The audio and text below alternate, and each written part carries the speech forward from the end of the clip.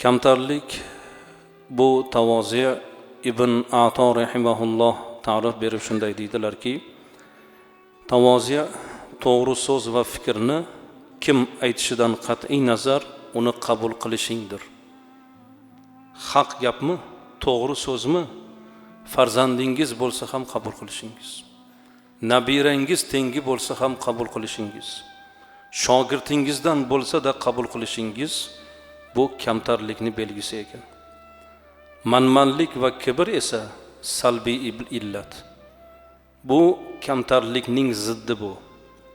Manmanlik, kibr bu shaytonning, Fir'avn, tug'yonga ketgan, Allohga osiy bo'lgan, Xudodan uzoq bo'lgan odamlarning ishi bu. Kamtarlik esa hamma payg'ambarlarning fazilati, solihlarning fazilati, Allohning suygan bandalarining fazilati bu kamtarlik bo'ladi.